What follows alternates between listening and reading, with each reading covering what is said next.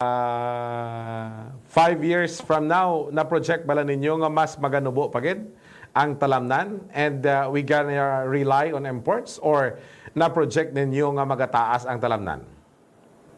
Well, kung lang taon sang trend sir sa number of hectares declining magit sa for the past few years back, no. So we cannot really say unless the government would intervene that we really dedicate the land for sugarcane alone, which I would doubt because we have lost really giving freedom to farmers on what to dedicate their lands for.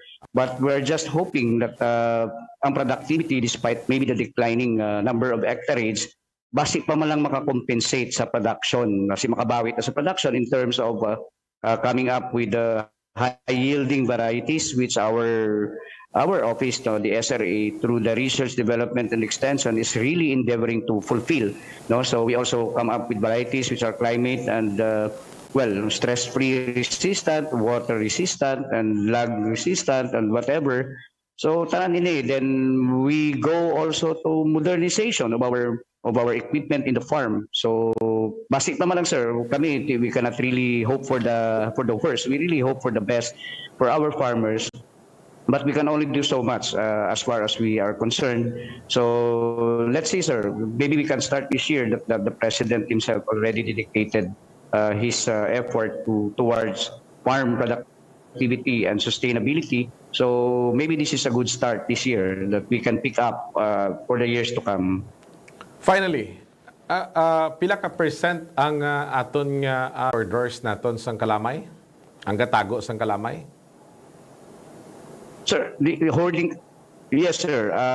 Hoarding, it is actually the definition of hoarding is that more than 50% sa imo capacity sa warehouse ginatago mo for a certain period, which effectively deprives the public from consuming the commodity. Then there's also smuggling, of course. No, smuggling, of course, is from outside, converted here, wala sang lisensya and everything. But we cannot say that there is really hoarding, but we are against hoarding. Although this is a DTI function, this is a DTI thing. What is going on now is that there is really a ongoing inspection of warehouses. We can see it on the news. May mga ongoing, raids or inspections sa mga vessels coming from abroad. But all these actually are still being verified. There's really smuggling. And of course, we also hear of reports that there are meals, may makalamay pagali. Of course, you can expect really a meal to have sugar. Hindi man na pwede because inventaryo nato niya sa SRA gahambal. Year in, year out, dyan may kalamay manggid. What we can do is to help the government because if there are really hoarders, we're against hoarding.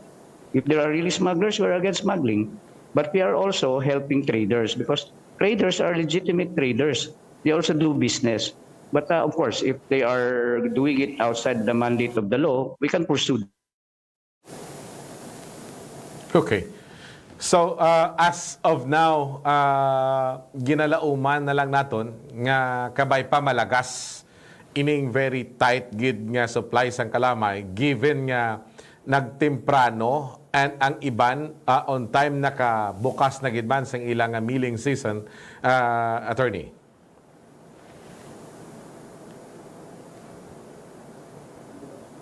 Hello, attorney? Mapilopin at sa aton ni si smuggling is a Bureau of Customs thing. Nagadula ka, attorney, dahil ato ni problem or hina man to signal. Okay. Sa aton di dumabuang lagi ko sa PLDT. Ayan. Ang aton niya connection with attorney Guillermo Tejeda, Deputy SRA Administrator.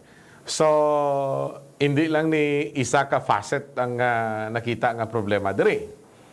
Ang supply, bangod nga off-season, ginpay ngagaw pabukas ang milling season.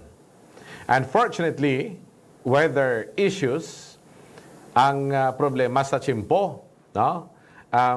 nakaigo pagid sa industriya. Bagyo, nagkalahapay tubo, and idugang mo pa dira ang declining, no, downtrend sang supply sang what do you call this? Not supply but land area nga ginagamit sa pagtanom sang tubo. Amo ining ginagamitan sang subdivision, gina-convert into subdivisions, and iba niya farmers naga-convert into other crops.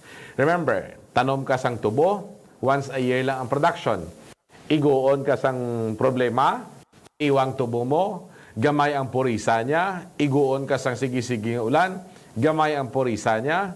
So, ang farmer nagabak, no? That is why nga hindi mo masiling isa lang ini ka problema. Idugang pa ang hambal ni Attorney Ida nga problem of smuggling. When you say smuggling, from other countries, masulod diri ang kalamay nga wala gani nag-agi sa proseso, wala gabayad sang tax, wala papeles, ibaligya ina. And of course, hoarding. Ang pagtago naman sang supply sang kalamay. Pero from his mouth, hindi pa na siya founded, no? Hindi mo pa mahambal nga amo na ina ang clear-cut reason, hindi mo man mahambal nga nagkakatabo gid na. So, with this, amo ini ang rason subong nga skyrocketing ang presyo sang kalamay. Now, the challenge here, of course, is how to ensure nga hindi matugangan ang ining nga land area sa ginatamnan sang tubo. How to sustain our farmers nga padayonon nilang pagtanom sang tubo. That's one. Another is, ano ang mga mitigating measures nga ginaiubra sa gobyerno? Sino bala dapat ang magtutok sini? Imagine, a government nga akig-akigid sa ginhimo nga pagperma sang importation sang 300,000 metric tons sang kalamay sang Department of Agriculture, only to find out that the one who ordered this is Vic Rodriguez, the Executive Secretary of President Ferdinand Marcos. Hindi iya gusto patambungon sa hearing sa Senado si Executive Secretary. Both silingon, the order to import came from President Marcos himself. So, hindi ka hindi kung sino pamatian mo. Pamatian mo lang si Marcos, kag ang mouthpiece ni Marcos, sang presidente, hindi sa gusto sa importation, kay kaluluoy ang aton mga mangunguma, mga planters naton. Pero, sa padayon niya pag-usisa, ara sa opisina niya ang nagmando nga mo-order sang amoto kadumuon nga kalamay. So, who is the culprit? Actually, wrong. Is the beneficiary. Amo niyang dapat nga pamangkot dira. My name is Rod Texon, and this is IMT Conversations on IMT News. IMT Conversations with Rod Texon. An incisive and sharp discussion of today's current issues. Ang pagpadayon sa duwa ka dekada nga serbisyo publiko. IMT Conversations.